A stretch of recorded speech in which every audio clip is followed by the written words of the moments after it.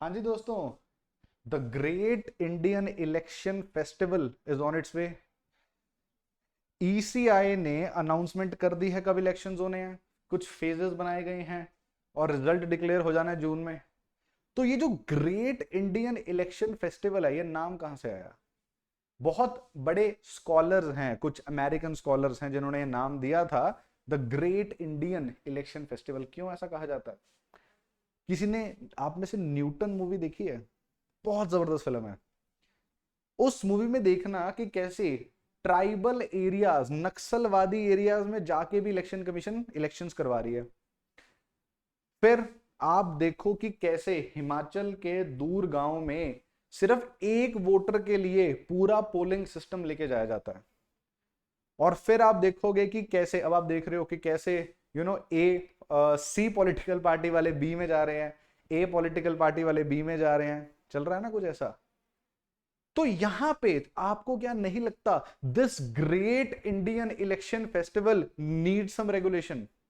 Do you think they need some regulation? Yes they do, because without regulation this will not be a festival, it will become anarchy and it will be a one sided game. और one sided game क्यों कह रहा हूं? Because it will benefit only one thing, और one side. कौन सी side? अरे ruling party. सो अगर ruling party को साइड हो रहा है तो क्या जो हमारे कॉन्स्टिट्यूशन में under article 324, under article 326 right to vote, free and fair elections की बात हुई है, क्या वो पूरा हो रहा है? क्या justice under under the preamble पूरा हो रहा है? नहीं दोस्तों। इस पूरी प्रॉब्लम को देखते हुए क्या आया, किस चीज को लेके आए? MCC, model code of conduct. ये मॉडल कोड ऑफ कंडक्ट, चलो कोड ऑफ कंडक्ट, मॉडल की बात छोड़ो, पहले तो हम इसकी बात करते हैं। ये जो कोड ऑफ कंडक्ट है, what is actually a code of conduct? आपने देखा होगा, स्कूल में जाते नहीं थे और जब असेंबली में जा रहे होते थे, अरे आपके लेसेस खुले हैं, चलो बाहर। अरे आपके तो शूज गंदे हैं, चलो बाहर। अरे सॉक्स अलग तरह की पहनी है, चलो बाहर। क्यों? Because there is a code of conduct in your school that you have to follow. बाल लंबे हैं, चलो बाहर। होता था कि नहीं होता था? लड़कियों के लिए टू प्लैट्स करनी है, नहीं तो चलो बाहर। There is a code of conduct to ensure what? एक वर्ड आता है हमारे पास दोस्तों, डिसिप्लिन। इसको एंश्योर करने का ही तो सारा मसला है कि डिसिप्लिन में रहे सब। और same goes for the political parties. Political parties को डिसिप्लिन में लाने के लिए ये मॉडल कोड ऑफ कंडक्ट लेके आए हैं। किसको? पॉलिटिकल पार्टीज को। पॉलिटिकल पार्टीज को आपने डिसिप्लिन में लेके आना है। तो काफी ज्यादा कंफ्यूजन चल रही है इसके बारे में कि क्या चीजें हैं जो कोड ऑफ कंडक्ट में करी जा सकती हैं। काफी कंफ्यूजन चल रही है कि क्या कुछ ऐसी चीज है, एग्जम्पशंस, और क्या मॉडल कोड ऑफ कंडक्ट के अंदर, अगर देखो ये एक मैनुअल है, यहां पे एक इलेक्शन कमीशन ने 2019 में एक मैनुअल निकाली थी, manual on code of conduct. इसके अंदर 8 चैप्टर्स हैं, there are 8 chapters in that. और उन 8 चैप्टर्स के अंदर अलग अलग चीजों से डील करा गया दोस्तों। और वो जो डीलिंग करी गई है इन चीजों में ना, वो बहुत ही कॉम्प्रिहेंसिव है। क्या कर सकती है सरकार, क्या नहीं कर सकती है, सवाल यूपीएससी में इससे आ जाता है। ठीक है, तो इलेक्शन का माहौल चल रहा है, हम इससे क्वेश्चंस थोड़े से एक्सपेक्ट कर सकते हैं, तभी हम एमसीसी को पढ़ रहे हैं। इस पूरी वीडियो में मैं आपके लिए क्या करूंगा, पहले तो इन पूरे 8 पार्ट्स को मैं आपके लिए बहुत ही ब्रीफली समराइज कर दूंगा कि क्या है 8 पार्ट्स।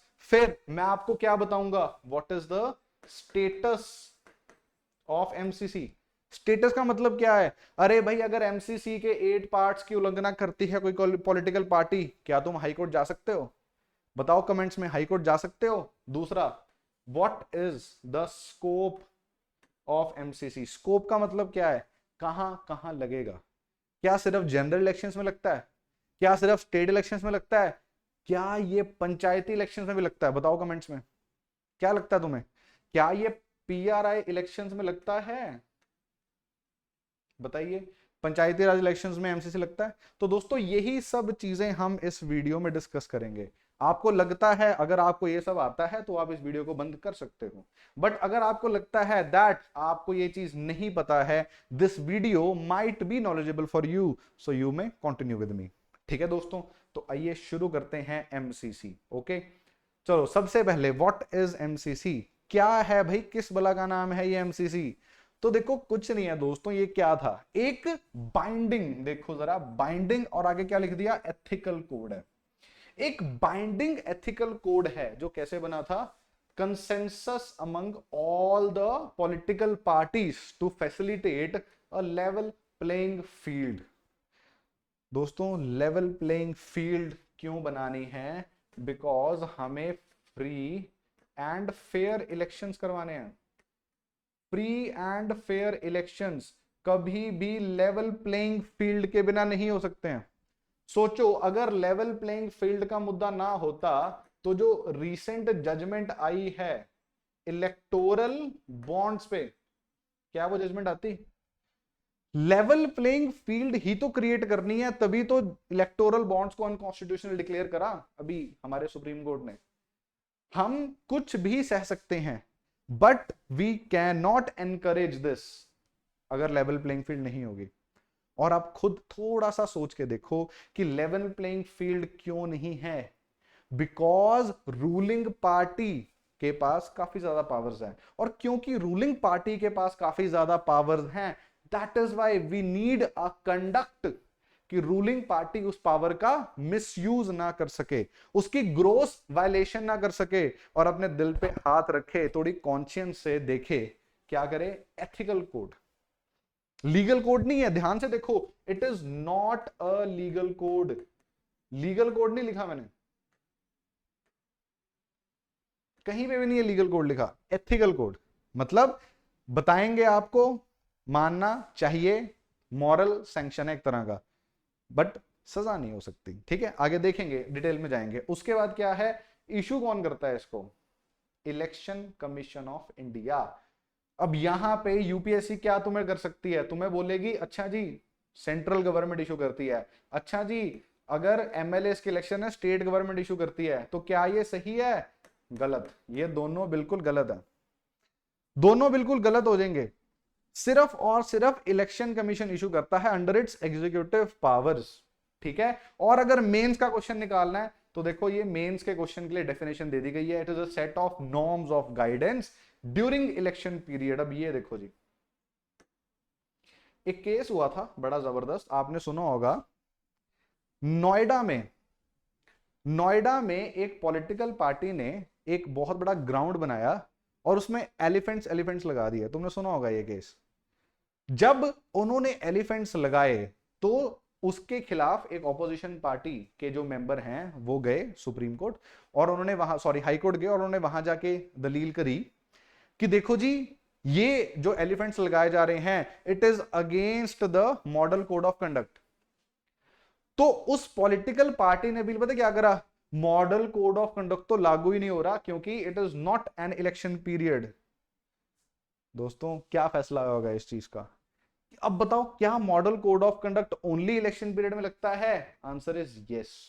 डेफिनेशन पढ़ो इसकी, यूपीएससी ने तुम्हें अगर स्टेटमेंट दी कि model code of conduct is only valid during the election period, so वो ठीक होगी, it is only valid till the election period. उसके पहले अगर आप कुछ कर रहे हो तो एमसीसी के अंडर आप ऐसी चीजें नहीं लगा सकते, this is the thing. Okay, तो वही बात है, election commission ensures it's observance. चले आगे देखें, हिस्टोरिकल बैकग्राउंड देखते हैं, ये अस्तित्व में आया ही कैसे। बड़ा इजी है, एक बस छोटी सी आप क्या करो, क्रोनोलॉजी समझो। सबसे पहले अगर हम बात करेंगे केरला की, तो in the state of Kerala फरवरी 1960 में फर्स्ट टाइम स्टेट असेंबली में, स्टेट असेंबली कह रहे हैं, ठीक है, general to the state legislative assembly, वहां पे पहली बार एक ऐसी चीज को लागू कराया गया जिसको हम आज की भाषा में एक बहुत ही, जिसको कहते हैं ना रॉ, बहुत ही raw model code of conduct कह सकते हैं, वो यहां पे लागू करवाया गया। उसके बाद 74 में इलेक्शन कमीशन ऑफ इंडिया ने एक रिवाइज्ड एमसीसी लॉन्च करा, उसमें काफी चीजें और ऐड कर दी गई थी। फिर अक्टूबर 1979 में उसमें क्या करा और उसको कॉम्प्रिहेंसिव बनाया गया। और ये 1991 के इलेक्शंस थे जहां पे प्रॉपर एक मॉडल कोड ऑफ कंडक्ट लगाया गया। 1991 के इलेक्शन जिसमें कौन प्रधानमंत्री बने थे बता सकते हो जरा? पोस्ट इंडिपेंडेंस हिस्ट्री पॉलिटी याद होगी तुम्हें, है ना? 1991 में जो प्रधानमंत्री थे उस इलेक्शन में एमसीसी को प्रॉपर लागू करा गया। So that was a brief historical background. ठीक है दोस्तों, आगे देखें जरा। आगे देखो क्या लिखा है, when MCC comes into force. बहुत से स्टूडेंट्स को, मैंने खुद अपनी क्लास में लोगों से पूछा, बच्चों से पूछा, बहुत स्टूडेंट्स को इस चीज पे प्रॉब्लम है। देखो अभी आप सबने देखा होगा इलेक्शन कमीशन ऑफ इंडिया ने क्या करी है, अपनी press conference. Election commission of India की प्रेस कॉन्फ्रेंस हुई है अभी, और इस प्रेस कॉन्फ्रेंस में क्या बोला उन्होंने? इलेक्शन शेड्यूल बताया कि देखो जी इतने फेजेस में इलेक्शन होंगे, इतने पे रिजल्ट डिक्लेयर हो जाएगा। ठीक है, तो जब press conference, the moment press conference is held, तो एमसीसी कम्स इनटू फोर्स। इस पूरी लाइन में यही लिखा हुआ है। जब वो प्रेस कॉन्फ्रेंस होगी और ईसी शेड्यूल अनाउंस कर देगी ना, अनाउंस शेड्यूल हमेशा प्रेस कॉन्फ्रेंस में करती है, जैसे ही द मोमेंट इट गेट्स तो वो आ जाएगा। अब दूसरा सवाल आपका ये होना चाहिए ना कि सर ये प्रेस कॉन्फ्रेंस कब होगी? अगर इलेक्शन रखने हैं उससे कितनी देर पहले होगी? कोई लीगल फॉर्मेलिटी या कोई कानून ऐसा नहीं है जो तुम्हें बताए कि कितनी देर पहले अनाउंस करना है। बट हां, यहां पे हम कह सकते हैं देखो 3 वीक्स। मतलब ये क्या है, ये हम कह देते हैं कि एक कन्वेंशन बन चुकी है कि अराउंड 3 वीक्स इलेक्शन से पहले हम उसको, ईसीआई उसको अनाउंस कर देती है। नॉर्मली ऐसा कोई लॉ मैंडेट नहीं करता है। तो एमसीसी कब से शुरू होता है? जब प्रेस कॉन्फ्रेंस शेड्यूल लग जाता है। और अब बताओ जी रहेगा कब तक? कब तक रहेगा results? So this is the timeline, जब इलेक्शन शेड्यूल अनाउंस हो गया till the result of the election MCC will be into the force. ठीक है दोस्तों, यहां तक कोई दिक्कत? गुड, चलो आगे चलें। What is the scope of MCC? तो जिन मैं पार्ट्स की आपको बात कर रहा था वो ये पार्ट्स हैं, 8 पार्ट्स हैं, और सब में अब बहुत ब्रीफली हम पढ़ेंगे कि इन सब पार्ट्स में लिखा गया क्या हुआ है। सबसे पहले देखो जी, पार्ट 1 किसकी बात कर रहा है? सर्टन मिनिमम स्टैंडर्ड्स जो मेंटेन करने हैं, किस चीज के? गुड बिहेवियर के। क्या होता है गुड बिहेवियर? क्या ईव टीजिंग गुड बिहेवियर है? नहीं है, सबको पता है। क्या झूठ बोलना गुड बिहेवियर है? नहीं, सबको पता है। क्या किसी के डिफेमेशन करना गुड बिहेवियर है? नहीं। तो अगर नेताओं को इस चीज से रोकना है, वो चीज इसमें ऐड करी गई है। ठीक है, जैसे आपने देखा होगा कि एक नेता थे यूपी में, उन्होंने दूसरी पॉलिटिकल पार्टी की फीमेल नेता के बारे में कुछ अपशब्द कह दिए थे, वो नहीं कहने, वो इसके अंडर आता है। ठीक है दोस्तों, आगे देखें। पार्ट 2 एंड 3 किससे डील कर रहे हैं? पार्ट 2 एंड 3 क्या कहते हैं कि आप जब पब्लिक मीटिंग्स या फिर रैलीज, प्रोसेशंस निकालोगे, उसमें क्या क्या कर सकते हो। अब प्रोसेशन में ऐसा नहीं है ना कि भाई गलियां ही ब्लॉक कर दो कि तुम भाई ऑपोजिशन वाले को आने ही मत दो, नहीं, ऐसा नहीं हो सकता। तुमने देखा भी होगा, खासकर पंजाब पॉलिटिक्स की वीडियो बड़ी रिलीज हुई थी कि इधर से हमारे दूसरे पॉलिटिकल पार्टी वाले जा रहे हैं, सामने से ऑपोजिट वाले आ गए और एक दूसरे से गले मिल रहे हैं। अगर एमसीसी नहीं हो तो वो नहीं हो सकता दोस्तों। क्यों? क्योंकि फिर तो तुम ब्लॉक ही कर दोगे ना सारा, और आपस में लड़ाई हो जाएगी। ठीक है, सो आगे देखें। पार्ट 4 एंड 5 क्या कहते हैं? पार्ट 4 एंड 5 कहते हैं कैसे पॉलिटिकल पार्टीज और कैंडिडेट्स है should conduct themselves on the polling day and the polling booths. क्या पोलिंग डे पे कोई ABC पॉलिटिकल पार्टी वाला आपके घर आके बोल सकता है हमें वोट करो? नहीं। क्यों? एमसीसी में लिखा है अंडर पार्ट 4 एंड 5। ठीक है ना, आपने देखा होगा कि नॉर्मली इलेक्शन से 2 या 3 दिन पहले कन्वेसिंग जो है खत्म हो जाती है, वो भी एमसीसी में लिखा है, क्योंकि 1-2 दिन का गैप देना पड़ता है। ठीक है, ताकि तुम फ्रेश माइंड से अपना वोट दे सको। जितनी कन्वेंसिंग होनी है वो वही होगी 2 या 3 दिन पहले। ओके दोस्तों, फाइन, चलिए आगे देखें। पार्ट 6 किसकी बात कर रहा है कि जो पॉलिटिकल पार्टीज और कैंडिडेट्स हैं, अगर उनको कंप्लेंट है, क्या करेंगे? तो वो क्या करेंगे? ऑब्जर्वर से बात करेंगे। हर कॉन्स्टिट्यूएंसी में कुछ ना कुछ ऑब्जर्वर्स अपॉइंट होते हैं दोस्तों, आईएएस लेवल के होते हैं। जैसे वेस्ट बंगाल का observer will come into Haryana, Haryana का observer will go into Odisha, ऐसे होगा। इम्पार्शियल आईएएस ऑफिसर्स होते हैं।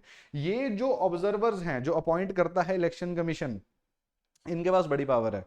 अगर उन्होंने लिख के दे दिया कि नहीं भाई ये तो इलेक्शन में घपला हो रहा है, धांधली हो रही है, तो इलेक्शन कैंसिल। और एक कंप्लेंट कौन करेगा? कोई भी कर सकता है। कोई बूथ कैप्चरिंग कर रहा है तो भाई तुम कंप्लेंट कर दो जाके, दैट इज इट। आगे देखें जी, पार्ट 7 क्या कह रहा है? पार्ट 7 कह रहा है कि जो पार्टी इन पावर है, मैंने क्या कहा था, लेवल प्लेइंग फील्ड कौन खराब कर सकता है? Ruling party. तो रूलिंग पार्टी को किन किन चीजों का ख्याल रखना है? क्या आप अपनी ऑफिशियल गवर्नमेंट अकोमोडेशन को यूज कर सकते हो for your party meetings? No. क्या तुम सरकारी चॉपर को मिनिस्टर साहब यूज कर सकते हैं फॉर इलेक्शंस? नहीं। Only prime minister can use. क्यों? एसपीजी, एसपीजी की प्रोटेक्शन है ना उन्हें, तो कर सकते हैं, और कोई नहीं कर सकता। ठीक है दोस्तों, तो समझिए इस चीज को। यहां पे हम किस चीज की बात कर रहे हैं कि लेवल प्लेइंग फील्ड बस हमने यहां पे बनानी है। लास्ट में पार्ट हमारा 8 है जो अभी हुआ है, इसमें अभी सबसे लेटेस्ट पार्ट इज 8 जिसमें इलेक्शन मैनिफेस्टोस की बात हुई है कि इलेक्शन मैनिफेस्टो में वो चीज आप नहीं लिख सकते which is against the constitution of India. अब तुम हमारे कॉन्स्टिट्यूशन में लिखा है जस्टिस, तुम लिखो कि हमारी पार्टी पॉलिटिकल पावर में आ जाएगी तो हम तो अनटचेबिलिटी फिर से शुरू कर देंगे। लिख सकते हो? नहीं लिख सकते। तुम लिख सकते हो कि अगर हम आ जाते हैं पावर में हम तो सबको टाइटल ऑफ सर दे देंगे? नहीं कर सकते ना, टाइटल नहीं दे सकते अंडर आर्टिकल 18। तो दिस इज इट पार्ट 8। तो ठीक है दोस्तों, आगे चलें जरा। देखो जी, what is the status of model code of conduct? Status क्या है? पहली बात, it is not a statutory document, मतलब ये लीगल कोड नहीं है। It is not conferred with the power of legislative decisions या एक्शंस। ठीक है, इसका मतलब क्या हुआ? It does not attract any punitive action. दो तरह के एक्शंस हैं, प्यूनिटिव एंड प्रिवेंटिव। प्रिवेंटिव मतलब तुमने जुर्म नहीं करा, उसके लिए तुम्हें पहले उठा के ले गए, तुम सोच रहे थे। प्यूनिटिव इज तुम्हें लगा कि एमसीसी तुमने उसकी वायलेशन करा है और तुम्हें उठा के सजा दे दी जाएगी। नहीं, ऐसा नहीं हो सकता। मतलब तुम कोर्ट में नहीं जा सकते, तुम कंप्लेंट कर सकते हो ईसीआई को, ईसीआई करेगी जो करना है। Okay, that is it. आगे देखें, इलेक्शन। अब ये देखो बड़ी है, क्या इसको लीगल बनाना चाहिए या नहीं? यहां पे आपने, जब हम गवर्नेंस कराते हैं बच्चों को, तो उसमें हम गोस्वामी कमेटी, या फिर जब हम इलेक्शंस करवाते हैं तो गोस्वामी कमेटी का जिक्र आता है हमेशा। What is this Goswami committee on elections?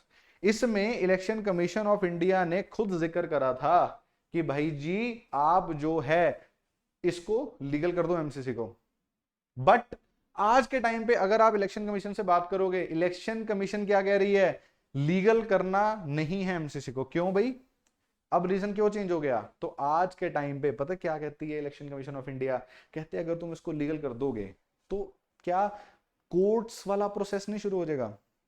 CrPC के अंडर तुम फिर फाइल करोगे एक रिट, फिर तुम जाओगे कोर्ट में, कोर्ट की फाइल लगेगी। क्या सॉल्यूशन इमीडिएट हो सकता है? आज के टाइम पे अगर इलेक्शन कमीशन को कंप्लेंट जारी है, इलेक्शन कमीशन तुरंत उसका हल निकाल रहा है, लेकिन कोर्ट क्या तुरंत हल निकाल पाएगा? नहीं। सो द थिंग इज कि इसकी होल जो एफिकेसी है, इस एफिकेसी एफिशिएंसी की बात करते हैं, वो खत्म हो जाएगी अगर इसको लीगल बना दिया। फिर कोर्ट्स के पास पावर चले जाएंगी। So that is why it is not legal, and election commission भी कह रही है इसको लीगल मत बनाओ। आगे देखें, दो model code does not have a legal entity but there are several of its provisions जो अंडर द आरपीए एक्ट कानूनी जुर्म है। फॉर एग्जाम्पल आप देखो, रिलीजियस अपील्स करना, रिलीजियस अपील करना। फॉर एग्जाम्पल आप किसी मंदिर में जा रहे हो, किसी गुरुद्वारा में जा रहे हो और वहां पे बोल रहे हो अरे मेरे लिए वोट करो जी धर्म के नाम पे, क्राइम है ये अंडर आरपीए। बट वो कैसे बना? वो पहले मॉडल कोड ऑफ कंडक्ट में था। सो देर आर सम प्रोविजंस जो एमसीसी से उठा के कुछ अमेंडमेंट करके आरपीए में डाल दी गई दोस्तों। तो that is it. But full जो आपका एमसीसी है दैट इज नॉट एनफोर्सिएबल। मतलब अब देखो, नॉट एनफोर्सिएबल की बात जब आती है तो क्या तुम इसको ठीक करोगे? It is not enforceable through courts but it is enforceable through ECI. समझो इस बात को, तभी हम इतनी बड़ी क्लास ले रहे हैं ना फॉर एमसीसी, ताकि आपको कंसेप्ट्स में बिल्कुल प्रॉब्लम ना आए।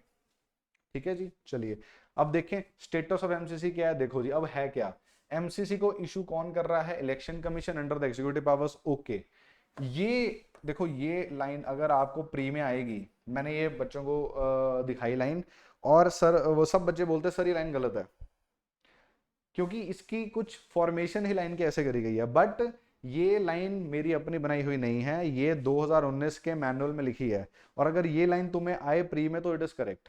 क्या लिखा है इसमें? Model code of conduct is a singular contribution by political parties to the cause of democracy.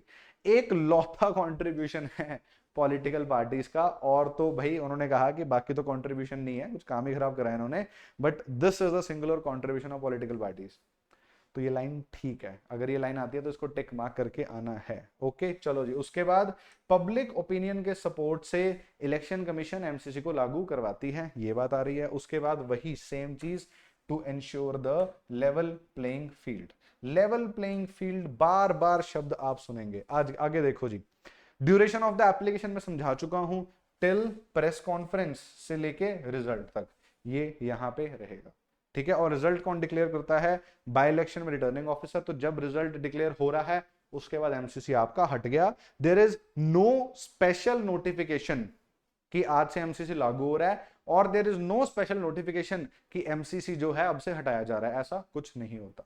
Okay, it is implied कि अब शुरू हो गया और अब खत्म हो गया। आगे देखें, एक्सटेंट ऑफ एप्लीकेशन। चलो जी, पहली बात, हाउस ऑफ पीपल मतलब लोकसभा। लोकसभा के इलेक्शंस में लग रहा है, एमएलए के इलेक्शंस में लग रहा है, और क्या लिखा है? एमएलसी के इलेक्शंस में भी लग रहा है दोस्तों। तो यहां पे हम क्या देखेंगे, किसमें नहीं लग रहा है? सबसे पहले पीआरआई,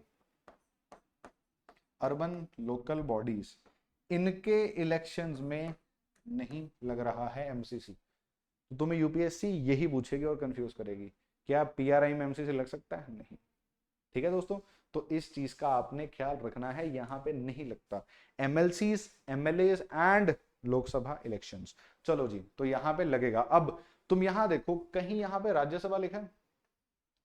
कहीं यहां पे राज्यसभा लिखा है? नहीं दोस्तों, तो भाई राज्यसभा के इलेक्शन में भी एमसीसी नहीं होता। मत कंफ्यूज होना, जितनी चीजें यहां लिखी है सिर्फ और सिर्फ वही लागू होगा, ओनली दिस, और कहीं पे लागू नहीं होगा। ठीक है दोस्तों, सिर्फ यहां पे हमने यही बात करनी है, टेक्निकलिटीज थोड़ी सी इसकी समझ लेनी है। चलो जी, who are covered under the MCC, कौन है जी? चलो जी, all organisations, committees, corporations funded wholly और partially by the central government. और सेम चीज, जब एमएलए का इलेक्शन हो रहा है तो किसकी बात करेंगे? स्टेट गवर्नमेंट की, स्टेट गवर्नमेंट की बात आ जाएगी। ठीक है जी, तो सेम थिंग, वो सब कवर्ड हो जाते हैं अंडर द एमसीसी। देखिए जी, चलो, whether the election commission can take action under the model before announcement, तो यही वही चीज है जो हमने आपको सारी बात अभी सुनाई थी, जो बीएसपी एक पॉलिटिकल पार्टी है उसकी बताई थी। सो आंसर क्या है यहां पे? Answer is no. ठीक है जी, ऑल दो हम कहते हैं नहीं, जनरल रूल ये है, बट हाँ, even during non-election period requested the election commission to frame some guidelines, but अभी हुआ नहीं है। so अभी जो MCC है that is only for the election period, election period के लिए ही सिर्फ ये लगता है। ठीक है दोस्तों, चले आगे देखें। the election commission has clarified that model code related directions shall be issued only by the ECI। अब इसका मतलब क्या है? कोई भी हाई कोर्ट या कोई भी सुप्रीम कोर्ट इसके लिए डायरेक्शंस नहीं निकाल सकता अनलेस केस नहीं लग रहा। केस नहीं लग सकता, ओनली आरपी के अंडर लग सकता है। तो एमसीसी के लिए डायरेक्शंस नहीं निकाल सकती जुडिशरी, सिर्फ किसके लिए निकालेगी? अंडर, अगर आरपीए के अंडर कुछ कवर हो रहा है, लॉ के अंदर, इसके अंडर पावर सिर्फ ईसीआई के पास है। उसके बाद अभी आपने रिसेंटली देखा होगा, जो हमारा रेपो रेट है, जो हमारा रिवर्स रेपो रेट है, वो भी उसकी न्यूज में था, ये आई थिंक चेंज करा नहीं करा वो देख लेना। तो क्या आरबीआई कर सकती है? मेरे को सवाल पूछा बच्चों ने, तो डेफिनेटली कर सकती है। जो मॉनेटरी डिसीजंस हैं, मॉनेटरी पॉलिसी डिसीजंस है आरबीआई के, उनमें हमें कोई प्रॉब्लम नहीं है, वो आरबीआई कर सकती है। But at the same time अगर मिनिस्ट्री ऑफ फाइनेंस या लेट्स से डिफेंस मिनिस्ट्रीज ने ऐसा कोई काम करना है, अगर आज उठ के फॉर एग्जाम्पल फाइनेंस मिनिस्ट्री बोले कि हमारी पार्टी पावर में है और हमने क्या कर दिया, टैक्स को आज से 10 लाख तक जीरो, पता है ना कि इलेक्शन से पहले हो रहा है, तो वो नहीं कर सकते। ओके, करोगे कैसे, आपको क्या करना पड़ेगा, अगर आपको करना भी है, अगर आपने जेन्युइन कुछ काम करना है, तो you have to take the prior permission of election commission of India, that is it. ठीक है जी, आगे देखें। अनाउंसमेंट ऑफ न्यू स्कीम्स क्या कर सकते हो, नहीं नहीं नहीं, पर देयर आर सम एक्सेप्शंस। पहले हम देखते हैं क्या। सबसे पहले मॉडल कोड कहता है announcement of any new scheme और प्रोजेक्ट्स नहीं कर सकते हो, इट इज नॉट अलाउड कि तुम नई स्कीम अभी अनाउंस करो। फिर कोई फाइनेंशियल ग्रांट तुम अनाउंस कर रहे हो, अरे जी हम आज सरकार की तरफ से आपको सबके अकाउंट में इतने इतने लाख पहुंचा रहे हैं, इलेक्शन से पहले नहीं कर सकते।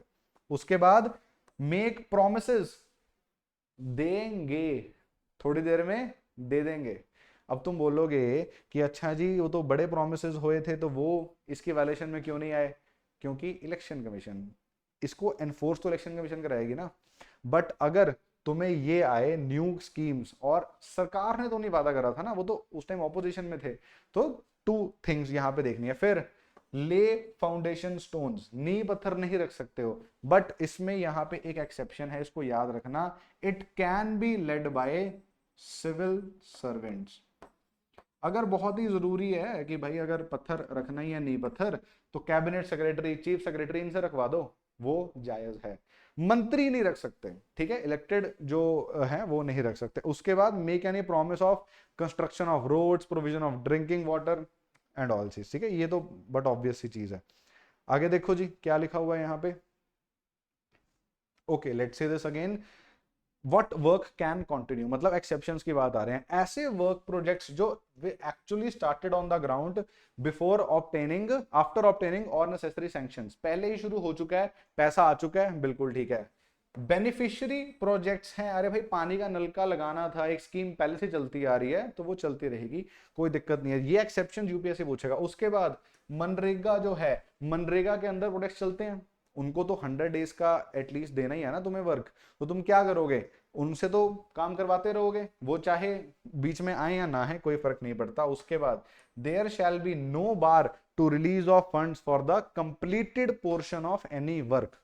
अब हाईवे बन रहा है, शुरू हो चुका है, अब थोड़ा सा रह गया बीच में, ठीक है, तो उसके लिए थोड़ी अब तुम रोक दोगे काम, तो वो चलता रहेगा। आगे देखें पेमेंट्स, अब देखो कोई डिजास्टर आ गया तो तुम सीएम रिलीफ फंड, कोविड आ जाता है या कोई मॉनसून डिजास्टर आ जाता है, तो इन फंड से तो पैसा दे सकते हो ना, ये बात है, ठीक है, तो हम यहाँ पे इस चीज की बात कर रहे हैं। चलो आगे देखें दोस्तों, चलो जी, full funding has been tied up, full funding आ चुकी है पहले ही, administrative technical sanctions have been obtained, पहले से ले चुके हैं वो सब, ये अलाउड हैं। टेंडर फ्लोट हो चुका है, आ चुका है, अवार्ड हो चुका है, ये इसमें कोई चक्कर नहीं है। फिर सरकार ने कॉन्ट्रैक्ट कर लिया, जैसे पीपीपी, टोल टैक्स वगैरह, तो वो सब कर सकते हो। उसके बाद इमरजेंसी वर्क, जैसे कोई डिजास्टर आ जाता है, ऑल दिस इज अलाउड, ठीक है। कंफ्यूज नहीं होना, मैंने इतना डिटेल तो ही डाला है 2019 मैनुअल से, दैट आप कंफ्यूज मत हो जाओ। तो अब ये क्या है, देखो ध्यान से, new works projects can not be taken up from the discretionary funds. अब डिस्क्रिशनरी फंड्स क्या है, बजट में तुमने कुछ मिसलेनियस करके फंड बना दिया, तुमने उसमें 100 करोड़ डाल दिए, और मिसलेनियस का करना क्या किसी को नहीं पता, और तुम इलेक्शन से पहले उसमें से निकाल के पैसा कुछ ऐसा सा काम कर रहे हो जो कि एमसीसी के खिलाफ हो सकता है, तो वो नहीं करना है। उसके बाद proposals for revival of sick public sector undertakings, तुम्हें लग रहा है कि नहीं जी देखो एलआईसी का तो बड़ा ही बुरा हाल हो गया है, ओएनजीसी का बड़ा बुरा हाल हो गया है, अब हम इनमें और पैसा दें, इनके एम्प्लॉयज को और पैसा दें, है तो सरकारी एम्प्लॉयज ही है, वोट लेने के लिए तुम कर सकते हो, तो वो चीजें नहीं करनी है। उसके बाद fresh auction of liquor vends नहीं कर सकते हो। इस बार जब, जिसको कहते हैं ना हम पंजाबी में ठेके टूट गए, तो वो जब हो रहा था उससे पहले ही इस बार क्या हुआ, ऑक्शन हो जाती है। अगर एमसीसी लग जाए तो फिर ऑक्शन आप नहीं कर सकते। Area of operation of any existing project can not be extended और एक्सपेंडेड। नो लैंड एलोकेशन, अब हाईवेज के लिए लैंड एलोकेशन नहीं हो सकता। ओके, उसके बाद signing of MOU or an agreement where the government is a party will also require a prior clearance by ECI। Okay, तो देख रहे हो कि काफी चीजें एग्जम्प्ट भी करी गई हैं। बट काफी चीजें हैं जिनको बनाया भी गया है। उसके बाद साइनिंग ऑफ एमओयू और एग्रीमेंट विद गवर्नमेंट पार्टी, ठीक है, ये सेम चीज आगे रिपीट हो चुका है पीछे। उसके बाद देखो tenders other than the global tenders, तुम क्लाइमेट चेंज के लिए कुछ कर रहे हो बढ़िया, वो थोड़ी रोकेंगे, ठीक है, लेकिन अगर तुम अपने फायदे के लिए कर रहे हो जिससे एमसीसी की उल्लंघना होती है वो हो सकता है। उसके बाद where works are to be undertaken held in the fulfillment of international commitments, international commitment for example international solar alliance, उसमें कह दिया है कि भैया आपको सब्सिडी देनी है इतनी, वो तो दोगे ना फिर। उसके बाद ex gratia payments and gratuitous reliefs in the aftermath of a, क्या वर्ड आ गया, डिजास्टर। तो जहां भी डिजास्टर वर्ड आता है that is an exception to the MCC, इसको अच्छी तरह से याद रखना है आपको। आगे देखें, चलो, however new works may be necessitated by way of preventive measures, कि ठीक है जी, अब आपको बट करना क्या है ना, prior permission of election commission. अब पता है कि भाई उस गांव में नल पहुंचाना है, चलो नहीं स्कीम हुई, बड़ा जरूरी है, कुछ इमरजेंसी आ गई, तो परमिशन ले लो ईसीआई के, फिर पहुंचा दो। उसके बाद an area shall not be declare drought और flood affected without prior approval of ECI. क्यों?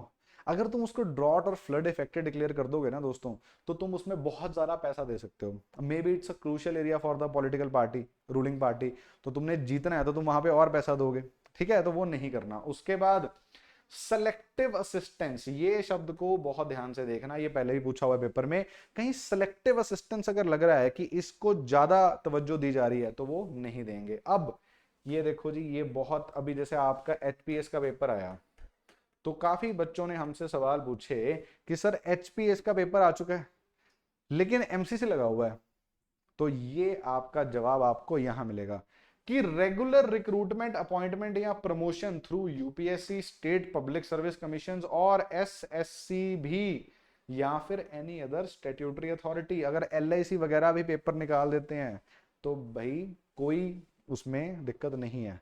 आरबीआई का भी पेपर अभी आ सकता है, एसएससी भी पेपर निकाल सकती है, कोई दिक्कत नहीं है, यूपीएससी पेपर निकाल सकती है, एचपीएस पीपीएस सब निकाल सकते हैं, कोई दिक्कत नहीं है। But if recruitments are through non-statutory bodies it will require prior clearance from ECI। ठीक है दोस्तों, तो अंडरस्टैंड करो कि जितना भी हमने अभी तक पढ़ा है उसका सिर्फ और सिर्फ एक मोटिव है, level playing field, that is it. तो उम्मीद करता हूं दोस्तों कि आपको ये समझ आया होगा। अगर आपको कोई भी दिक्कत लग रही है, प्लीज, इतना रिटेन करना मुश्किल है, लॉट ऑफ इंफॉर्मेशन फ्लो, तो एक ही दोस्तों मेरी आपको रिक्वेस्ट है, टेस्ट सीरीज लगा लो। प्री की जो हमारी टेस्ट सीरीज है उसमें हमने प्रॉपर एमसीसी पे क्वेश्चंस आपको दिए हुए हैं, प्रॉपर उनका सॉल्यूशन और प्रॉपर हम मेंटरशिप आपको दे रहे हैं। तो ऐसी छोटी छोटी चीजों के लिए आपका अटेम्प्ट नहीं रुकना चाहिए दोस्तों। सो इसलिए प्लीज टेस्ट करना शुरू करो, हमारी test series is a very good option. FLT शुरू हो चुके हैं हमारे, तो कोई भी अगर दिक्कत है एमसीसी से रिलेटेड, टेस्ट सीरीज से related, you can ask me, I am here only. तो यहां तक बने रहने के लिए शुक्रिया। उम्मीद करता हूं कि आज के बाद एमसीसी में कोई दिक्कत नहीं आएगी, ठीक है। कोई और कुछ चीज मैंने नहीं कवर करी हो और आप चाहते हो कि किसी कंसेप्ट पे सर वीडियो बनाओ, please you know type in the comments, I will be listening. Okay, thank you दोस्तों, बाय बाय।